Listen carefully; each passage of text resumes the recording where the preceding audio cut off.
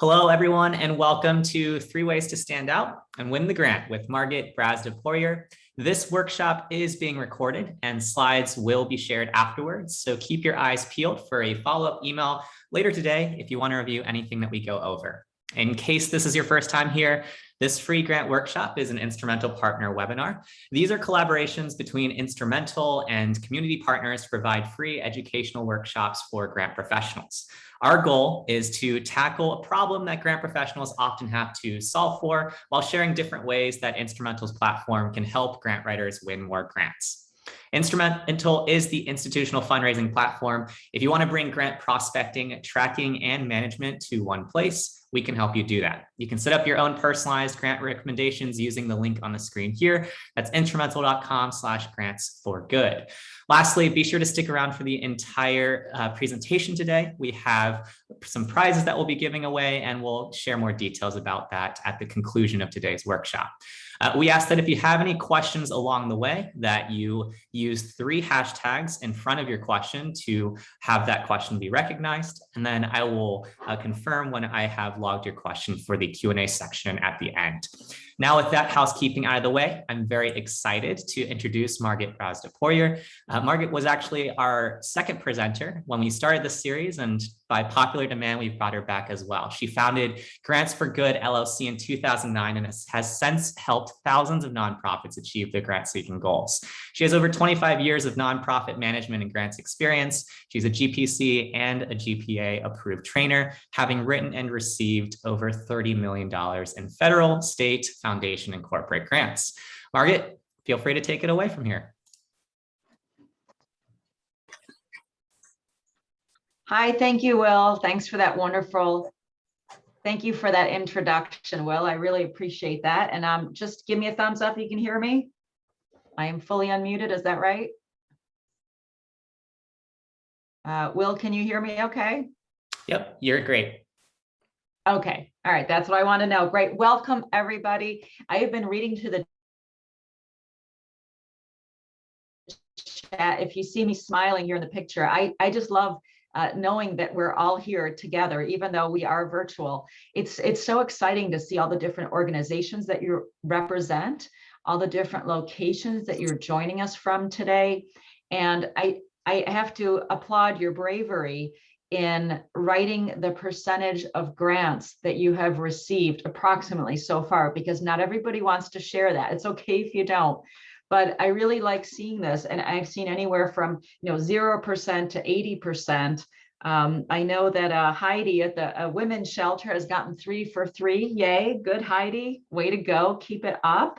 And I know a lot of people just starting out, so they have 0 because they haven't really even started the whole grant funding journey. So I really welcome you all here, and I'm going to hope that by the end of today, that 0%, 30%, 50 or 80% is going to go up by several percentage points. All right, so let's get started. As Will said, if you want to, click on this link to start your 14-day trial of Instrumental, great, do it. If you just want $50 off, you can use that link that I put in the chat box, Grants for Good 50. So the name of our webinar today is 3 Ways to Stand Out and Win the Grant. And the reason I developed this webinar is that I used to work as the director of a private family foundation, and we would receive hundreds of grant applications every year. Okay, and some of the bigger foundations and the federal grants, they get thousands and thousands of grant applications each year. They have to make tough decisions out among all those thousands that are out there. Again, my name is Margit Brazda-Poirier. I'm a certified grant professional and approved trainer. So let's jump right in. You've already shared in the Zoom chat your first name, your organization, and about what percentage of grants you get. If you haven't, please keep doing it. We'd love to hear from you. Today's outcomes, at the end of today's webinar, you're going to leave with the #1 strategy that every nonprofit must use in order to get grant funding. So if you're new to this, great. If you're already a veteran grant writer, I'm hoping you'll pick up some new tips today. We're also going to be talking about how your nonprofit can stand out among those thousands of applications that funders receive each year. And we're going to talk about a very critical step that so many organizations seem to miss, and it will make all the difference in your grant funding success. And lastly, stick with us to the end because we have some bonus and giveaways that I don't want you to miss out on. They're extremely relevant to what we're talking about today. So grab your lunch, coffee, or whatever, and sit tight. So the very first thing I want to talk about right now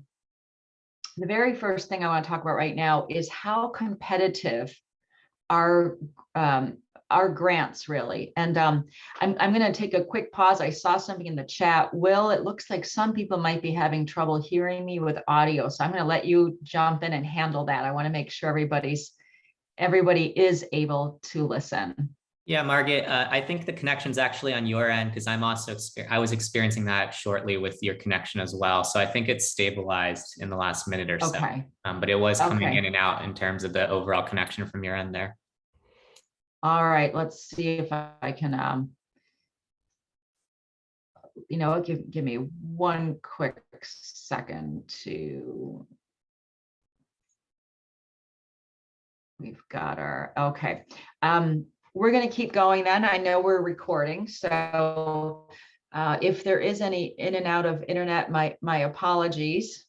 So how competitive are grants? Well, let's talk about this. And maybe you've been in this picture where people have their head down and they're dismayed that they didn't receive the grant award that they worked so hard to apply to.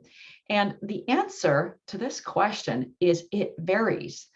I have found that sometimes around 1 in 10 of the grants that are received by a foundation get funded. Now, other times, and the foundation I worked for, we were able some years to fund about 30% of all the applications that came in. Okay, so this was a private family foundation open to, accepted RFPs, accepted proposals openly, and funded about 30%. There are some foundations that might fund up to 50% of all grant proposals, but more often than not, the percentages are really quite low. I've written a lot of federal grants where 1% of all the applications will get funded.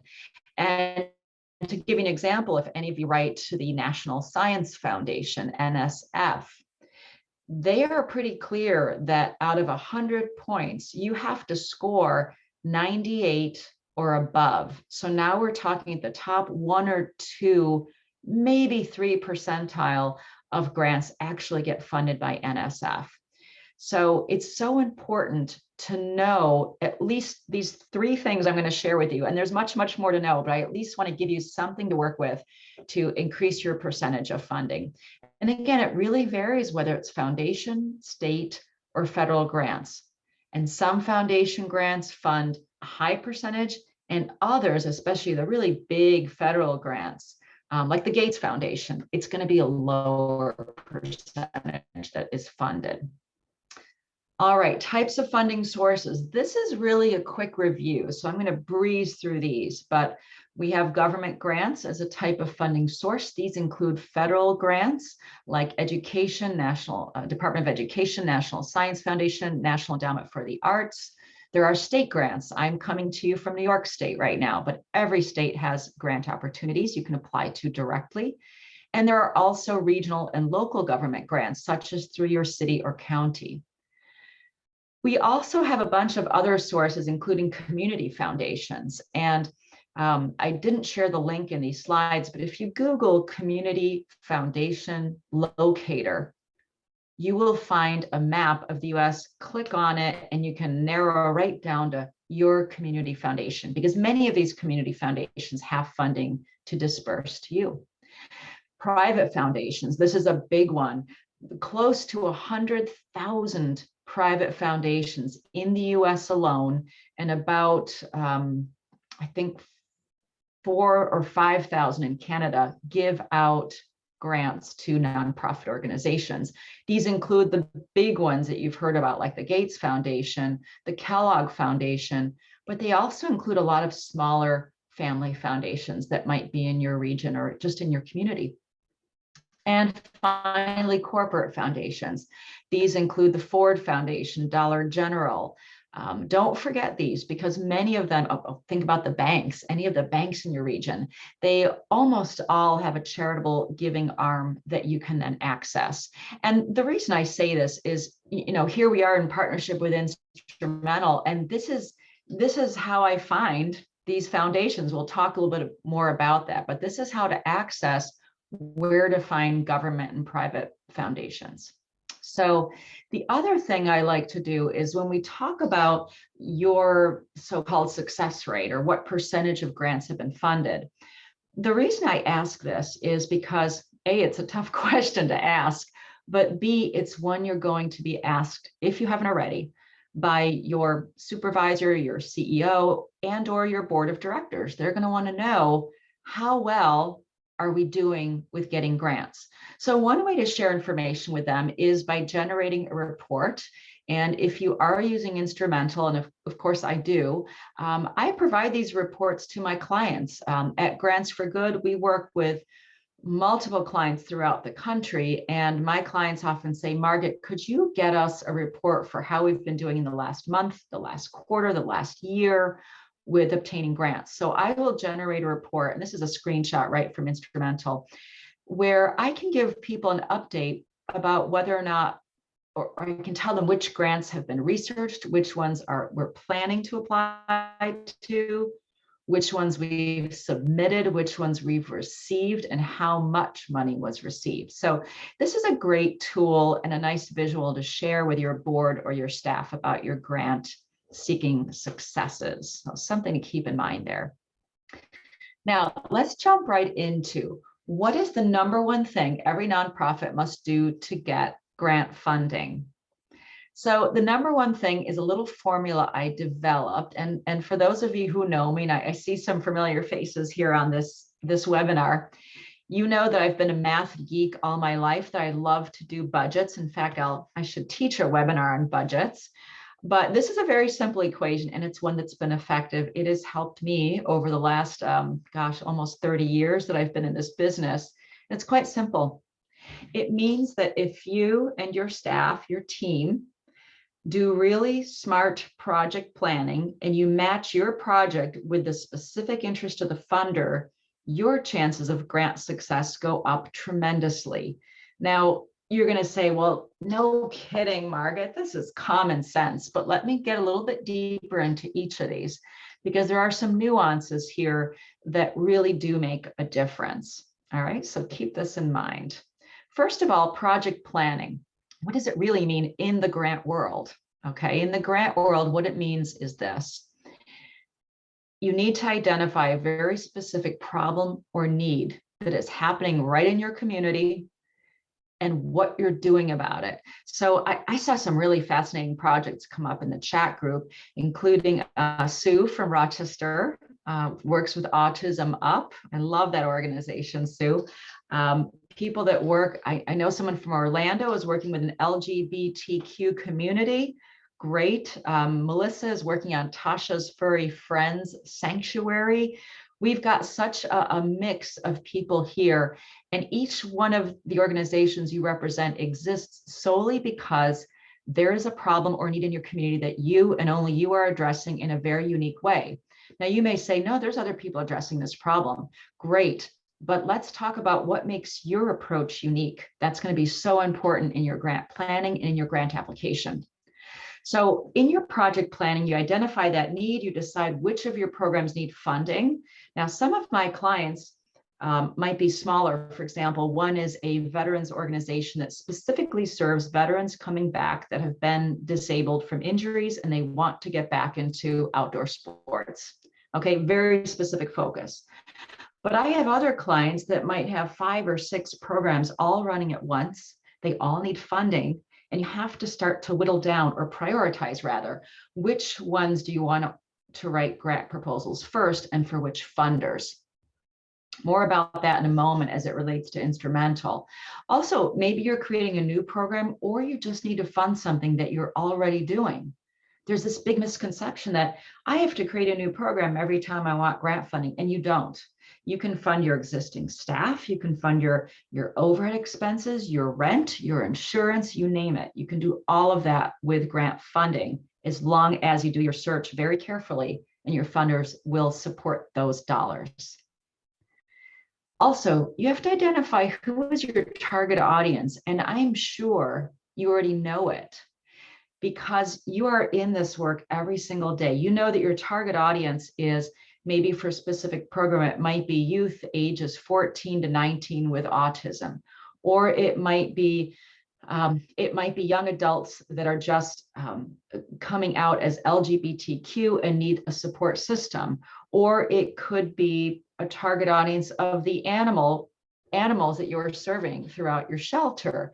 I saw someone from Special Olympics Montana here, Susan. So you know who your target audience is. And I would invite everybody, if you haven't done it already, that after this webinar, grab a piece of paper and write down everything you know about your target audience. And I mean everything: their age, their demographic, where they live, what interests they have.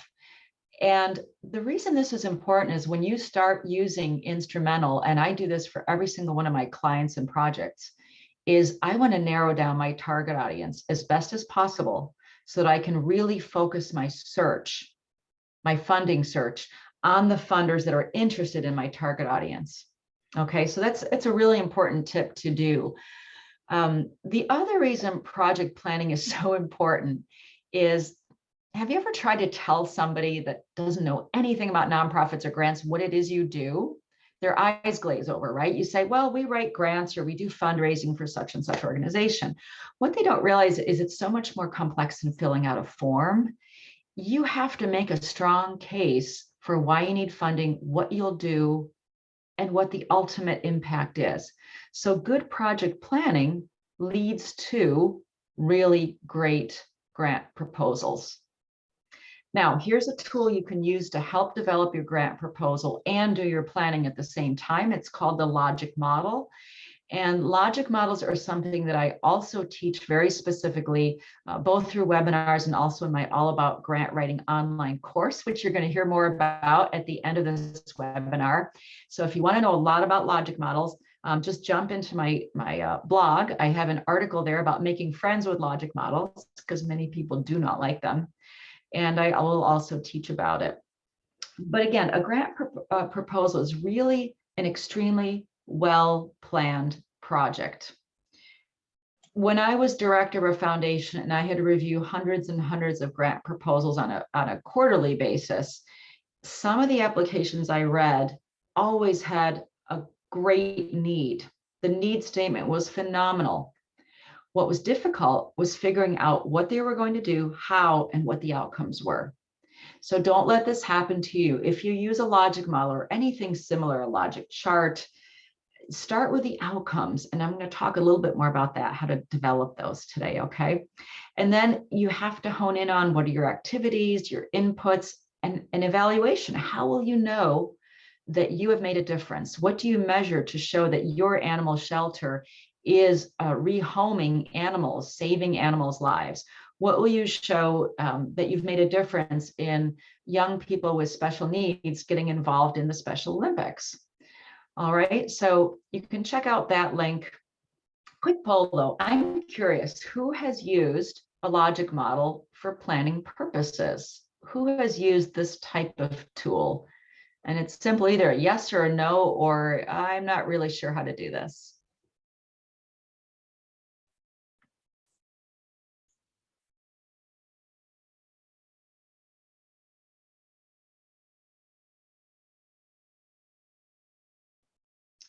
All right, and Will, I'm wondering, how are we going to see results of our poll? Will these be showing up for everyone to see? Yep, I'm going to wait like 10 more seconds or so. We've got 70% of votes in, so I'm going to wait until we get to about 75%, and then I'll share the results with you. Okay, awesome.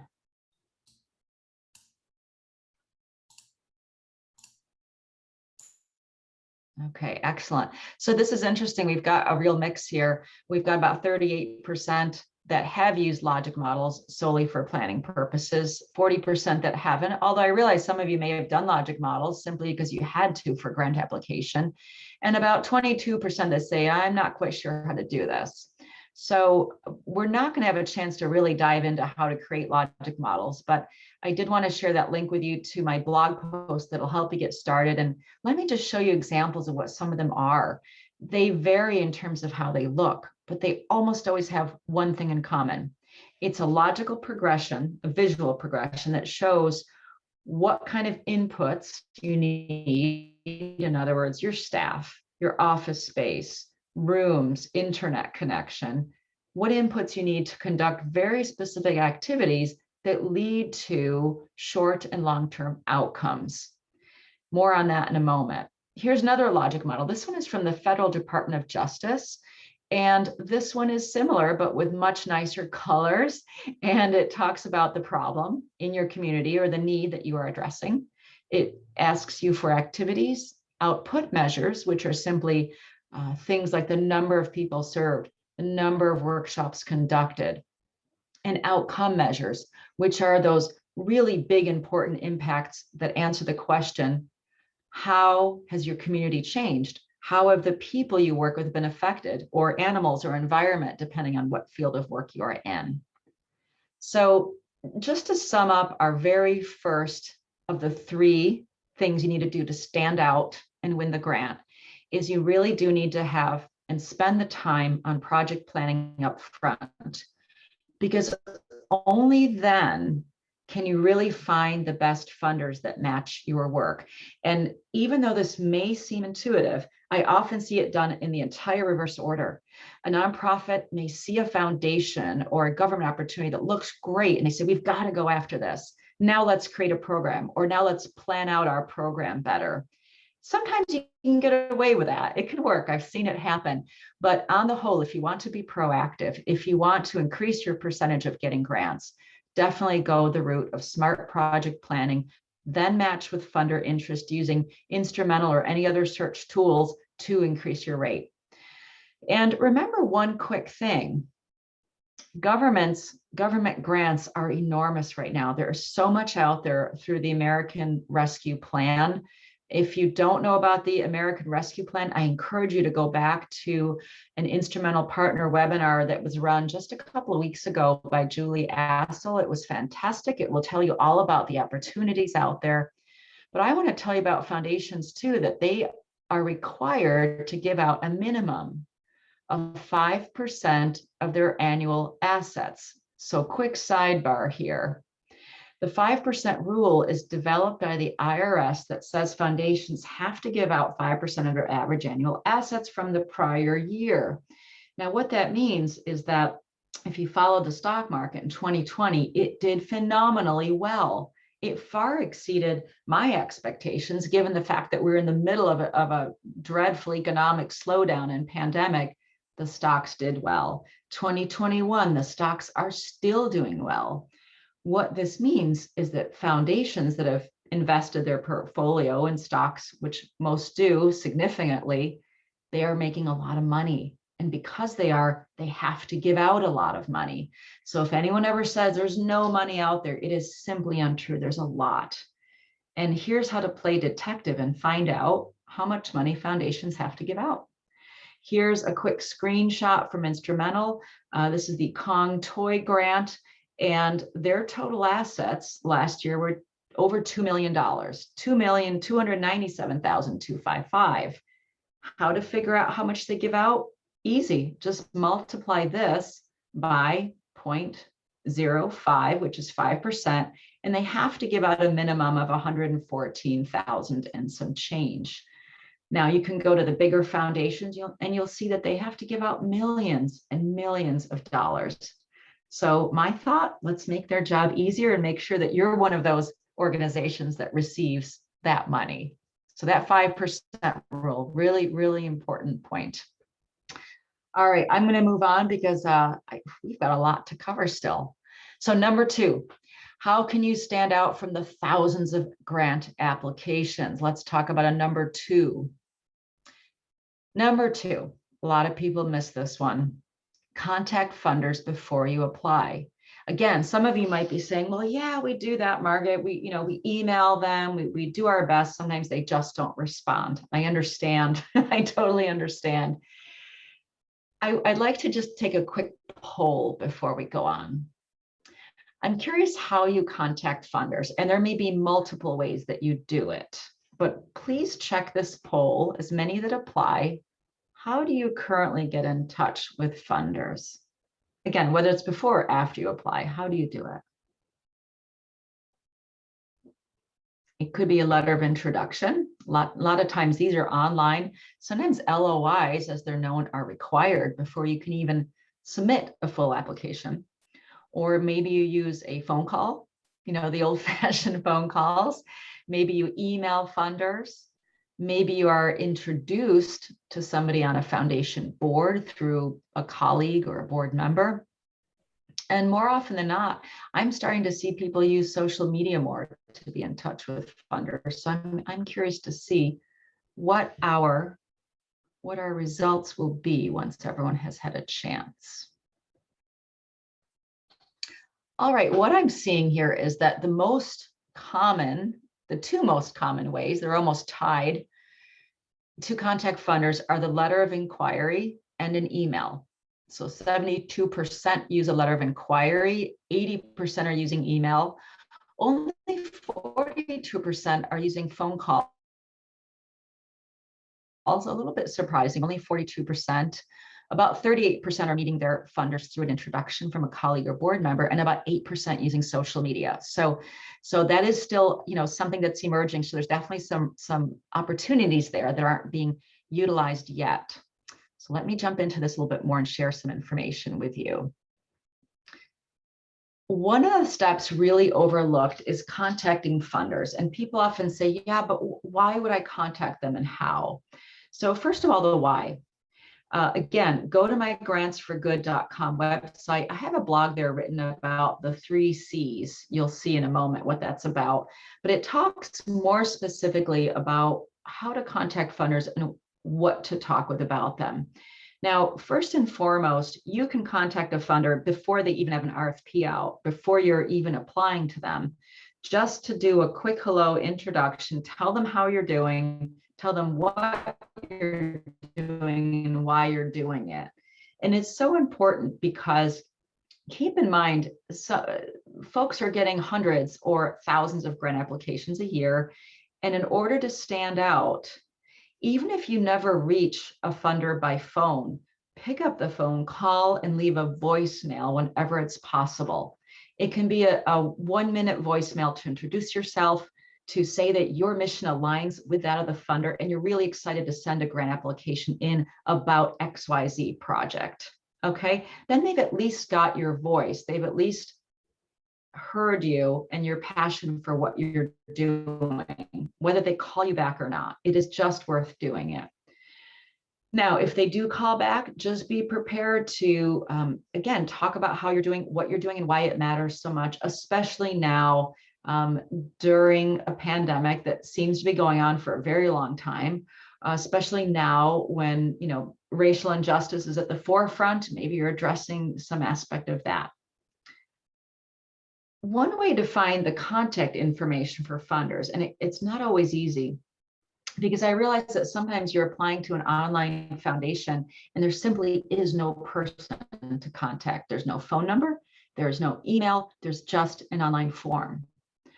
That's okay. Okay, apply anyway. A lot of times of digging and again, investigative work. Here's a screenshot from Instrumental that will show you how to find a funder. And this is one of the most useful things that me and my clients, well, there are many useful things, but this one is fantastic because they'll give you the names of all the board members on a foundation. And having the name of a board member of a foundation is critical. You need to have those board member names because only then can you know who to speak to or who to address your email to, instead of just addressing it to dear sirs or madam or to whom it may concern. Sometimes you'll have a phone number that you can call, which is wonderful. Definitely pick up the phone. You might have a website where you can get on and get more information about who to contact, but this is really the place to go to find out. Now, the other way to get more information, both on Instrumental and just in general, do a Google search, is make sure you find a foundation's IRS 990. The 990 form will always have contact information on it. A couple other quick tips, and I include these in some of my blog articles. And I offer these very quick tips for you now because we're kind of on a very fast webinar track here. But these are ones I developed because as a foundation director, I would find that sometimes I would pick up the phone when someone was calling and they were surprised to hear me pick up the phone. They said, "Oh, I didn't expect to reach anybody, at this foundation." So be prepared with your numbers. Know your organization's annual budget. Know your project budget. Know how much money you're going to be requesting from a funder and how that fits into the overall scheme, because you might just reach someone the very first minute you try to call them. And of course, before you ever contact them, make sure you research them carefully. Use Instrumental or a search tool that helps you research them. Check out their website if they have one, and find out who else they have funded and for how much. And this is also something that's really helpful using Instrumental. So I want to make sure there's time for questions. I'm going to run ahead and go to the third most critical step that is overlooked by most nonprofits when writing grant proposals. And that is, as you're researching funders, as you're doing your project planning, because remember, those are two key things you have to do, always keep one thing in mind, and that is, what are funders really buying? And I can tell you, when I first started working for the foundation, the Wilson Foundation, they were the family that were the key founders in Xerox Corporation. When I first started working for them, I wanted to get to know their board members. And so I interviewed each board member personally. And one of the questions asked is, why are you involved in the foundation? It's not required, why are you involved? And the number one thing I heard back was that they wanted to make a difference in their community, in their country, in their world, but that they wanted to make a difference. They wanted to improve the community. So what they wanted to do was really to see an impact from their dollars, a positive impact. And so when I think about what are funders really buying when they fund your program, your project, your organization, they are buying impact. They want to know what has resulted. In other words, what are the outcomes? So this is going right back to logic models. And when you use a logic model, please always start with your outcomes first, because only then will you be able to make that big, long list of all the activities you need to do to get to those outcomes. Only then will you be able to know your evaluation metrics, which show that you've achieved your outcomes. So showing your impact is really all about telling about what needs to change and how, what you will do to make that change. Who is your target audience, right? This is going back to the first 10 minutes of this presentation. And what are the outcomes? So again, homework, write down your target audience in explicit detail. All right, it's going to help you do your funding search on Instrumental. Now, second bit of homework here is your outcomes.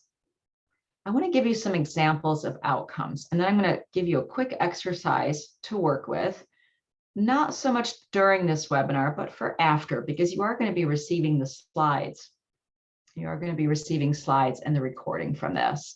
So one definition of outcomes is really the benefits or changes that result from your project. So it could be the effects on knowledge, attitudes, skills, behavior, condition, or status that happened during or after the project. Is a direct result of your work, your organization's work. So here are some examples. This one comes from one of my clients that runs a mentoring service for youth to try to keep them in school, not to have them drop out. So here's an outcome in broader terms. Youth in the mentoring program will gain exposure to opportunities in the workforce that may affect their future career trajectory. Here's another one. Youth that participate in the mentoring program will stay in school with improved grades and a greater likelihood of graduation. Now, those are the broader outcomes. If we had more time, I could dial in more into the objectives and talk about SMART objectives. But for that, check out Bev Browning's webinar. It happened earlier this year. She does a fantastic job of talking about how to develop SMART objectives. Okay, I love these instrumental partner webinars because so many of my peers that I have known over the years, over decades, are running some pretty amazing webinars here. So check out Bev Browning's on that one. But meanwhile, here's a quick tip for developing your own outcomes. And this is really phenomenal for people who are new to grant writing. It may also help tune in some of you who have been doing this for years, but just want to really make a stronger case for support. So how to develop outcomes? In most simple terms, look at your current situation. Do you see that before column where you talked about what is the problem or need, or what's your current situation that needs fixing? Picture the dire circumstance in your community, and then picture afterwards, what would happen if you received all the money that you needed to do the work, and millions, whatever you want, hundreds of thousands, millions, you've just received all the money you need from grants. You've completed, in 12 months, you've completed the things you needed to do. What has changed for your target audience? What will be different? So you've already identified your target audience. Now say, what has changed for your target audience? And I'm going to give you one of my best tips for developing outcomes. I've been doing this for decades, and it probably took me to the last 10 years to do this, but I start my outcomes with the target audience. In other words, my outcome doesn't say, I'm just going to use autism up here. My outcome doesn't say autism up will help 1,000 kids with autism fill in the blanks, XYZ. It doesn't start that way.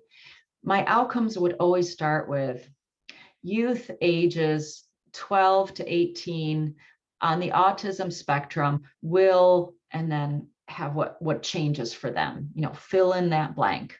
But you get the picture. I always start with my target audience first. Why? Because that is what the funder is interested in. Yes, they're interested in your organization, absolutely, but only to the extent that you are doing something that is affecting your target audience, that makes your community a better place. So that's one of my quick tips for outcomes. Start with your target audience first. Now, at the end of this presentation, you are going to have my email and some ways to contact me. So if there are some questions we don't get to today, and we're going to try to get to all of them. If there are some we don't get to, and I realize I've covered a lot, please email me, contact me. So I'm gonna have some 3 learning takeaways for you. Also, Will is going to talk a little bit about instrumental, and then there are some giveaways, and I've also got a free guide that you can download. So 3 learning takeaways today. If I had to encapsulate all of this information into 3 points, first and foremost, project planning. Start it before you search for funders. And I realize it's not always possible. Sometimes there's a deadline. It's next week, and you've got to go backwards and just rework your project. That's okay. But to be proactive and really successful in the long term, definitely do this first. Secondly, whenever possible, contact funders before you apply. You know now how to find contact information for funders using Instrumental, using 990s. You know that there's multiple ways you can apply, whether it's or contact them, whether it's email, phone, LOI, social media. Get on their Facebook page or their LinkedIn page if the funder has such a page, and more they do. And just start getting active. Find out who are their success stories, who are they funding. Make sure you like, some of their posts or ask questions, offer encouragement. Get involved with them through social media. It's a very powerful tool. It will help. And lastly, you can use Instrumental to find the funders and also to keep track of it all, because I know one person said they've applied for 3 grants. It was Heidi from the Women's Shelter. You've gotten 3 for 3. And you're going to, with that kind of record, you're going to want to keep going, right? And so you're going to want to find more funders that are really specific for the work that you're doing. And you're going to need to keep track of all that. So you can use Instrumental to do that as well. I want to hand it over to Will for a few minutes to talk a little bit more about the Instrumental platform, and then we want to really get into your questions. Awesome. Thanks so much, Margaret. So at a high level, for people that are new to us, Instrumental helps you bring grant prospecting, tracking, and management into one place. Essentially, a question was asked earlier, and what makes us different than a foundation directory online? And essentially, we cover the full grant lifecycle. So you can not only complete your prospecting with us, but you can also track and manage your grants in the same place. So traditionally, a lot of people have used a collection of tools like maybe a grant hub to separately do management, whereas in Instrumental, all of that gets brought in the same place. And there's also a lot of other distinct differences that just make your life easier as a grant writer. So what we find is that we're able to increase grant applications by 78% with the nonprofits that work with us, just because we save them hours of time every single week.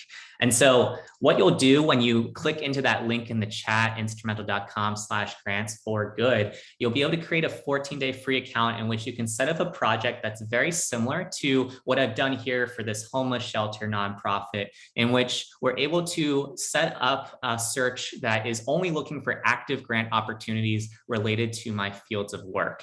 And so this really allows you to zero in on things because like Margaret was talking about earlier in today's presentation, it's all about finding good fit funders, and having to sift through, long form Google search results and things like that is not a productive use of your time. And so that's where Instrumental really helps you out. You set up your project parameters. You tell us what sort of grants you're looking for in terms of size, as well as what the funds might be used for. And then we'll output for you all of the different grant results that match this particular project. So these 231 results are specific grant opportunities that your nonprofit can start working on today. So theoretically, in the next hour or so, when you use Margaret's link, what you'll be able to do is you'll be able to have a similar set of matches that are specific to your nonprofit's needs. And then furthermore, when this is updated every single week, you're going to get an email notification like Margaret gets every single week that says, hey, here are all the new grant opportunities that are available for your homeless shelter project. So we are always looking for you for the next funding opportunity. And that's why people love us. In terms of the actual results themselves, what you'll notice is that we also summarize a lot of key data insights about the 990 reports that you are doing your own due diligence on. And that's something that I really wanted to highlight today specifically, is that we've actually started to release a new Plus plan that is going to provide deeper insights into some of the common things that we know that you guys want to learn about. So we obviously went over earlier in today's presentation, the section on key people and how we can find key contact information of individuals this way. But something new as well is we have things like the giving average and median of different funders that you can look through. You can also see the breakdown as to the grant amounts over a series of years. And so you can narrow it down by a particular year, but you can also look at it from, over a multi-year time horizon. And then we've also released a number of updates in terms of some of the features in our map feature, which will show you whether or not a grantee is someone that's new to the foundation or if they are a returning grantee. And then you'll also see this new section around the openness to new grants. So this can be a great way for you to figure out, oh, is this foundation actually open to us applying to them, which is going to save you time, because if you notice, for example, that, this foundation is only open to 23% or so of their new grants every single year going to new grantees, then maybe you want to prioritize the one that's giving 50% of their grants every year to new grantees. So these are the sorts of data trends that you will now be able to check out on Instrumental. And again, you can use the link, Margaret's link, it's instrumental.com/grants4good, to dig into these sorts of insights, and it'll give you a deeper dive into this. I know that we have some customers in the audience as well. We are going to be making a bigger full-on announcement of all of these new features in the coming weeks. And every one of our existing customers will also be able to try these features out for themselves. And so stay tuned in terms of keeping your eyes peeled for next steps there on that side of things. And then when it comes to that tracking side of things, in terms of the actual second side of Instrumental, you'll be able to track things in what we call, the tracker, the master tracker. And essentially each of your projects is going to have something like this, in which I have an environmental project here, and I've saved all of the grants I'm working on in the same place. And then once a week, what Instrumental is going to do is it's going to give me an email that says, hey, Will, here are all the grants you're working on. Here are the deadlines. Here's what's changed since last week. And here are the upcoming tasks that you have. So if you're having to use a Google Calendar, an Asana, a Trello, or another platform just to do everything related to your grants across your team, you can bring all of your collaboration into Instrumental as well. So when you save an opportunity into Instrumental, all of this stuff in terms of the task management on the right-hand side is available to you, in which you can take care of some of the things that Margaret shared earlier in her presentation, where maybe you have some sort of thing like run through logic model or something like that. And then from there, you might set a deadline for this Friday, and you might notify, John on your team. And so these are the sorts of things you can take care of when you bring in your workflow into Instrumental. And you can always upload your own existing old school spreadsheet into Instrumental by just clicking this upload menu button. And then we'll be able to import any tracker you're currently using into our system as well. And then when it comes to the grant writers in the audience that might be servicing multiple clients, you can also generate reports really quickly in Instrumental, like Margaret mentioned. So if I wanted to pull a report and go by a certain number of years, or also go by certain statuses, I can quickly download a PDF or a CSV report that is related to my tracker. And so what might have took you an hour or so to create in the past, it's something that you can create in just literal seconds and whatnot. And I know that this is just really helpful, because that's something in which, when it comes to a board meeting, maybe once a month, where you want to summarize all of your wins and losses when it comes to your grants and whatnot, that can just be a faster way to get that sort of output to the members of your board. Or if it even comes to, earlier today, we had the question on, do you ask board members for introductions to new foundations that you're thinking about prospecting and exploring? Well, what you could do is you could literally create a report of just the opportunities that you're prospecting and send that over to your board, and then get them to reply back directly onto that as well. And so if you want to sign up for your Instrumental account, I'm going to post Margaret's link in the chat again once more. You'll get 14 days to try it out, and you'll also get a dedicated personal walkthrough with a member of our team to answer any of your questions, get you set up and things like that. There also was a few questions in terms of our past workshops and how to match grant applications of funder interest. That's actually a new blog post we also just released this week, and our blog is continuing to add free content, including replays to Margaret's past workshop, if you want to check that out. But you may find that useful in case you've never explored that side of things. And then in terms of answering just a few of the quick questions that came in before I pass it back to Margaret, Instrumental doesn't focus on Canada. We do have some Canadian opportunities, so you're always welcome to create an account and see what's available for you. But we do have a focus on 501c3s in the United States with an operating budget of at least 90K or so. In terms of the cost of the platform, it starts at $149 a month on the annual. Otherwise, it's $162 a month on the monthly. And you can save $50 by either using Margaret's link that I just posted, or by using the Grants for Good 50 code that will be shared again at the end of the presentation as well. In terms of one organization sharing the same subscription, absolutely, you can do that. Each basic plan will cover up to 3 users.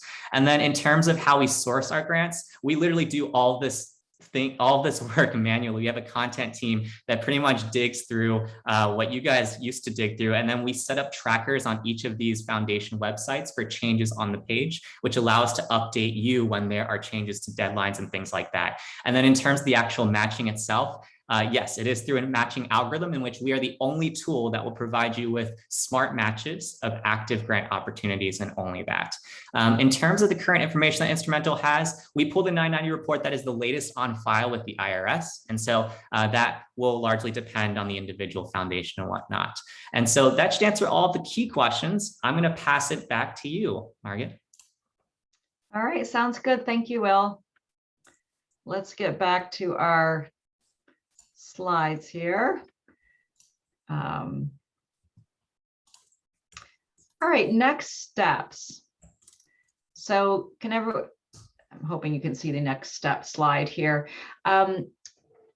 So many of you, when you got on, had a success rate of getting anywhere from 0 to 80% of the grants you wanted. And I've developed a course for people who really want to up their skills. And it's also appropriate for people who are very new to grant writing. Although I've had some people purchase the course, get through it and say, oh my gosh, this has made a big difference in terms of increasing the numbers of grants I can finally get.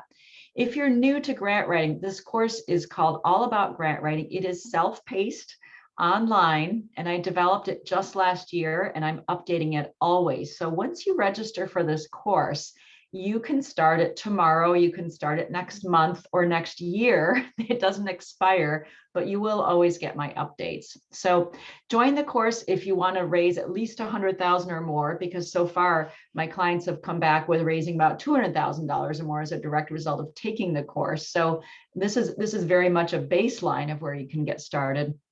It'll also help you save a lot of time. I talk about finding the best grants for your nonprofit. There's a 7-day plan that walks you through each part of a typical grant proposal and how to write it. So a lot of times people say, we just don't have the time and staff to do this.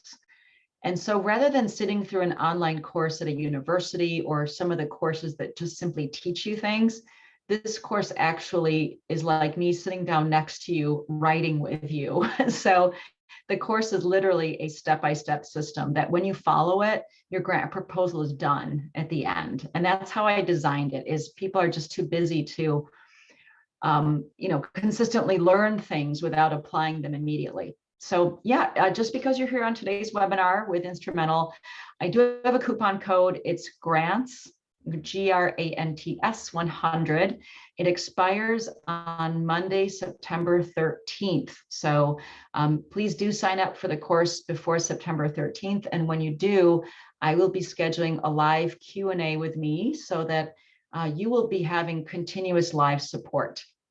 We also have a community with the course. We have our own private Facebook group when you do purchase the course. So we have all of that, plus a whole bunch of templates on how to complete federal, state, and foundation grant applications and budgets. So how to get a hold of me after this webinar. My email's right here, margaret@grantsforgood.com. There's my phone number, website. I'm on LinkedIn. Lastly, if you click that bottom right here, download your free guide. You can get a free guide called 7 Steps to Grant Success. This is extremely helpful for people who are starting out and really want to increase their grant success rate. So download your free guide anytime you like. And finally, we are going to be raffling off 2 winners. And to be eligible for the grand prize, which is 50% off my course, or a 1-month subscription to Instrumental, you just need to click here and complete an evaluation of today's webinar. There's a bunch of actions you can do, but you do need to do them by tomorrow, because on Friday, this Friday, we're going to be drawing the winner for both of these prizes. And we'll be announcing the winner through email on this Friday. So only a couple days away. That's right. And you can also click directly in the chat for that second link on entering the raffle, and then you'll be able to access that from there. So that should work for you. Here's the link again. And then the other thing is, in case you enjoyed this grant workshop, I know some folks are asking about, what do I do about, I've contacted a funder twice and they haven't gotten back to me, what's next? So we will have a workshop on taking the fear out of funder communications with Rachel Werner on the 22nd at 1 p.m. Eastern time. So you can register for that in our follow-up message today. But we're going to go ahead and open it up to questions. We've got a number to get through. So just to kick things off, Margaret, the first question from Ed is related to this. I emailed a local corporate foundation about grant possibilities, but didn't receive a response after 2 emails. What's the best way for me to follow up? Or is this a sign that they are not likely to fund us? And he is part of a substance use treatment agency. Okay. Yeah, I would definitely recommend a phone call next. Even, the email could have gotten lost or put into spam. I would definitely recommend a phone call, and also check out their website if there's somebody else that you could be contacting. Maybe it's not the right person to contact. But I would absolutely go for the phone call, see if they're on social media, see if you can connect with them on LinkedIn or any other way. So don't give up after 2 tries, definitely keep going. Yeah, I commend you for doing it. Good for you. Gretchen asks, I've seen a lot of grants asking for board, executive, and staff demographics. This is privileged information that can only be disclosed voluntarily, less than 23% for my organization. So are there any suggestions as to how you might answer this? Well, the clients I work with, it's routine now in applications. I've seen it come up more and more that people want to know the demographic of your board. They may want to just know the gender breakdown. They may want to know any kind of racial or ethnic breakdown. They may even ask if there's people in the LGBTQ community on your board. So yeah, some of that is privileged information and not everybody on your board is willing to share it. What I have found more often than not, though, is that the clients I've worked with do share that information, and things like gender, you can easily, determine. Other things like LGBT or ethnicity might be more difficult. So you do need to ask your board. And I think if you explain to them why it's being asked in a grant proposal, they might be more open to sharing it. And the why really is, as I understand it right now, that there's so much focus on equity, and also many foundations want to know that your board is reflective of the community in which you are located or the community that you serve, which seems, I think, is a fair argument that if you are primarily serving people in a low-income area of a city where the majority of the population is non-white, you may want to make sure that some of your board, or even the majority of it, is also non-white to reflect that demographic. So that's one of the reasons that that applications are asking for that information. Wendy asks, for animal or wildlife causes, how do we answer the question about population served? Yeah, hi, Wendy. I used to work for years in the environmental field, working on protecting water quality in the Great Lakes. So I appreciate how difficult it is sometimes to identify a target population with something like that, or with animals in a shelter. So population served, it certainly is going to be the animals that you're serving, but I feel like you're just going to have to look back at what your outcomes are. What is the real goal of your shelter or your organization, and how do you measure that? And that's how you can start to back into your target audience. A question was asked on what do you suggest in the case of a nonprofit that can't give specific details or statistics or results when it comes to reporting outcomes? Yeah, that's a good question. First and foremost, there's almost always a way of reporting outcomes. But if you can't do the measurements directly for whatever reason, or collect data in your community directly, here's the second go-to I've used, and that is I will benchmark and look at other similar programs. So I have looked at, and I'll do this when I'm helping create a new program with one of my clients as well. We might be creating something new and we don't have outcome data yet because it's a new project. So what we'll do is we'll see what other communities have done something similar and what have been their outcomes. And we will simply say that these are the same outcomes we anticipate based on the project happening in this other community or in other parts. So it's a matter of really researching best practices in that particular field and seeing what kind of data you can gather. Sometimes it's a simple literature search to see what's been published and what else is out there. So good question. Yeah, evaluation is tough. Christine asks, how do I attract donors who would support faith-based projects? Donor requirements are definitely often very different. Yeah, and Will, you might be better able to address this in terms of faith-based requirements and how Instrumental helps. Is there any specific advice you can give on that? Yeah, what I would say is use Margaret's link for Instrumental. When you set up your project, you're going to be asked a question on whether or not you'd like to see faith-based opportunities. We will also show you those along with the secular opportunities. And so that is an area that we specifically help a lot in, because I think 25% of our users actually are related to faith-based organizations as well. And so that's something that the best thing to do would be to set up a search and then go from there in terms of filtering through your results. Liz asked a question of which board member or position would you choose for initial contact? I'm assuming you're asking about which board member on the foundation that you're looking to connect with. In that case, I would really go at the highest level first, the executive director, CEO, trustee. However, if you have a connection, if somebody on your board knows somebody on the foundation's board, that would be the first strategy I would use always, if there's any kind of connection or introduction you can get. Sometimes you'll have a grants manager. That's a good person to call. Their grants manager, grants officer. I would contact them also. However, many foundations are so small, they don't have a grants manager or grants officer, and there might only be a list of 3 trustees that you can call. So it really depends on the foundation. Stephanie asked, many funders want to know how your organization will sustain the project or program after the grant funds end. In addition to evaluation, shouldn't we also include sustainability? Absolutely, absolutely. I'm laughing because I've taught this webinar many times, and I should probably do it again this fall, but I've presented it nationally at the Grant Professionals Association for several years in a row. And when we were meeting in person, it was literally a standing room only seminar, because it is such an important question. It's such a difficult question to answer.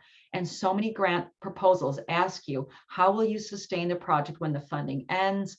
What other sources of funding, how will you leverage support from our grant, et cetera? There are a number of ways to answer this. I can tell you, I do have an article on my blog site about how to answer the sustainability question. It's much bigger than we can get into here, but Will, let's plan on a webinar on that at some point in the future. It's a good one. Good. Sarah asked, who should sign grant applications, or who should it be from? I've always put myself as the grant writer unless otherwise specified, but I've recently heard that it should always come from the executive director, president, or CEO. Yeah, typically the executive director, president, or CEO, or the president of the board. Those would be the 2, either the highest staff member in your organization or your board president. Sometimes it's okay for development director or grant professional to sign it too, but I would go for one of those other 2. Will, I was looking at the chat box at one point while you were talking. I did see a question I want to address, and I had to do. Richard asked about, what about unsolicited proposals? And this is one that comes up a lot too, to the point where, again, on my blog post, you'll see the first, one of the top 2 articles is all about what to do with unsolicited proposals, how to get in with foundations that say they do not accept unsolicited proposals. So check that out, please. I would still use Instrumental to find out who is on the board of a foundation that does not accept unsolicited proposals, only because there may be a chance that somebody on your board knows somebody on theirs. And if not, you might still be able to connect with them sort of with a softer approach. See if they're on social media, connect with them on LinkedIn. It may just require that softer approach, but of course, never call, their home number, or never do something intrusive like that. So definitely you can still pursue those. It's just a little bit more difficult. And something to help there as well that is part of the new release that's coming up is we will be releasing a new feature called Foundation Discovery, which essentially will also look at your profile and the project you set up in Instrumental and share with you funders that might be invite only or not open currently for proposals that would still be good fits. And so that's something to also look out for on that side of things. We had a question from Mary in regards to COVID impact. They were talking about how funders have, been focusing a lot on only funding essential needs. Normally, her nonprofit is closing the literacy gap among children, but last year funding rate was significantly reduced since they were non-essential during the pandemic. Do you have any suggestions in terms of what to do with those funders that last year were saying they're only funding essential needs? Would you leave those funders alone for now, or would you reach back out and push a little bit? What would your advice be there? I would absolutely reach back out, and I wouldn't even say it's pushing. I would reach back out and let them know just how essential you are. So to use your specific example, if you are working in literacy programs with youth right now, it is truly essential because, as we know, so many youth had to be at home learning remotely, which I don't know how much they were really learning. Our son was home doing exactly that, and it was nothing like in-person school. So you might be able to do some research and find some data that shows that there's been some backsliding in youth in their reading abilities, and making you actually an essential worker or making your organization essential. One thing I found in the bigger scheme to help all the other listeners today on our webinar is that what I've seen is that the initial beginning of the pandemic, there was so much funding focused on things like purchasing protective equipment, anything to make your workspace safer. But, and also to help with immediate needs like food and housing. But over time, towards the end of 2020 and into 2021, I saw a shift that broadened the description of essential or critical COVID response. And that included things like getting internet connectivity, accessing software, accessing computers, accessing reading programs, to use the same example. So that definition did broaden. I'm going to take a leap and even say, we've got folks here from animal shelters. Look, having an animal can reduce depression, can improve mental health outcomes. That's pretty essential too when people are isolated right now. So I would think creatively in how your work truly is essential, given all the big realm of challenges that we've been facing for 18 months and are still going to be facing in the coming months. It's crazy to think it's already been 18 months. With that, we're going to go ahead and wrap things up. As a reminder, everybody, we will be sending replays with slides as well as the links in the presentation that will have that free guide that Margaret referenced on her blog, along with the raffle details and things like that at the conclusion of today's presentation in the next hour or so. So be sure to keep your eyes peeled for that. If you want to learn more about how to take the fear out of funder communications, join us on the 22nd, where Rachel Werner will be returning as well to give us a presentation on that. And then be sure to check out Margaret's course, as well as Margaret's link for Instrumental to set up your free search. You'll get personalized grant results and it'll be specific to your nonprofit. But other than that, thanks so much for attending, guys, and we'll be in touch soon. Thanks, everybody. Bye-bye.